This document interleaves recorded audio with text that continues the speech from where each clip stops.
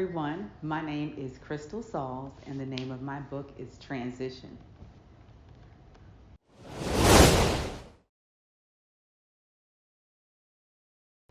It took me I would say, about 8 months to write the book, then another couple months for the editing and, all the graphics and getting it published and all that kind of stuff.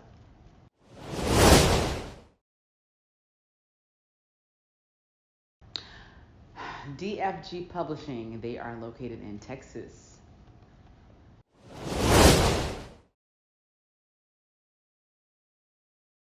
I had a couple books on my heart that I was writing at the same time. And when I started writing about this one, I was crying. It was touching my heart. And I was like, I've got to start with this one. I had all this content more so than the others. So I was like, let me just keep on going with this one and put this out. Because it hurt a lot to do it. So it probably meant something it was meant to get out. So I went with that one.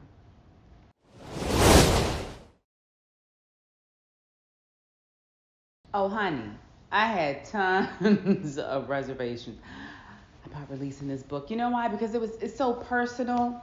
The topics in the book are pretty personal. Most people will not talk about it. It's a topic that's kind of shunned amongst, people that may be religious or traditional or, just don't want to talk about their past and those dark things. But I'm like, you know what?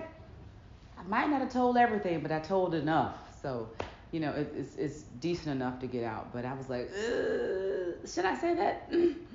But I needed to say it.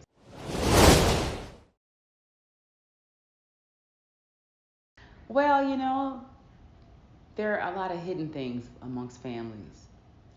Old stuff.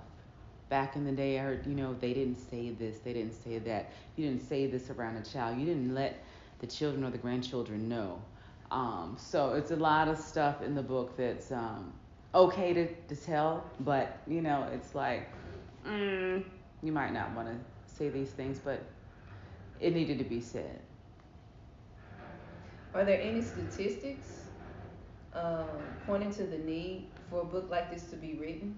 There are a lot of statistics out. I was reading something recently about, I can't really think of the name of it because I was kind of rushing doing it, but it was relating to kind of like child abuse and, things that happen to kids when they're small. And so the percentage was like 57, 74% of kids deal with things and they grow up and they have these issues, but there's always a root. So there are a lot of statistics out and there's a lot of help out. And I remember writing into this particular contract that it was dear to my heart because you dealt with people living in other people's houses, like group homes.